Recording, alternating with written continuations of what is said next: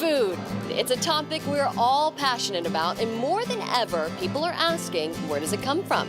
I think it's exciting that more people want to know about where it came from, how it was grown, who's growing it. That's a very positive thing. The Food Dialogues was a two-day, four-panel event held in Los Angeles where industry experts, farmers, ranchers, and consumers discussed questions around how food is grown and raised. The focus? Farming and ranching is a dynamic and innovative industry that continues to do things better. We spoke with industry experts and panelists to get their take. We're constantly doing research projects on different genetic types of animals to figure out which animal has the best meat qualities so that the consumer can be guaranteed when they pick up that pork chop in the meat case, it's going to taste great. I actually get to make the decisions on the new technologies that are coming out for the calves. I raise the baby calves all the way from day 1 to 2 years old. If you can avoid them getting sick at all, then you don't have to use antibiotics. It's just like the same way that mothers are with their children. You know, you have to make sure that everything is safe and clean, and then you'll avoid any of the illness in this, in the first place. I see more and more programs to protect water quality, to enhance wildlife, to work together. To me, that's not new for farmers and ranchers. It's just we haven't very effectively communicated we've been doing that, and we do it better each generation.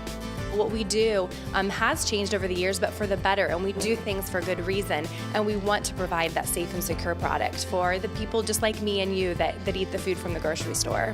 It's clear there is an overwhelming excitement about the future of farming and ranching. There are researchers that are very close to isolating a protein in a gene that regulates a plant's uptake of water. And it creates some excitement about the prospects of breeding plants that will be much more efficient in the uptake of water and able to withstand droughts and floods and that sort of thing in a much more robust way. When my father started farming in '74, he farmed by crop. And he would have so many thousand acres of cotton and so many thousand, and we would farm every unit or every acre received X amount on that for that crop. Today we're farming down the row, and we know so much more about this, and I think there's so much more technology that we're just on the cusp of taking it to the next level.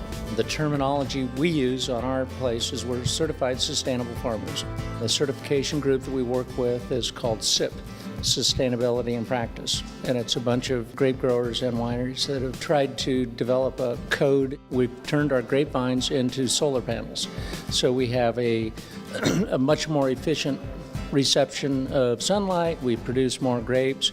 We have better clones, so we have greater color and flavor components. We're still growing grapes. We're still fermenting juice. We're still making wine, but the process is it changes continuously. It's just like any other sector in the world. There's folks out there doing a really good job and folks that can make improvement. And so the challenge is really trying to bring up those folks that potentially need to make some improvements and then rewarding the folks that are doing a good job. For an extended look and to join the conversation, visit fooddialogues.com.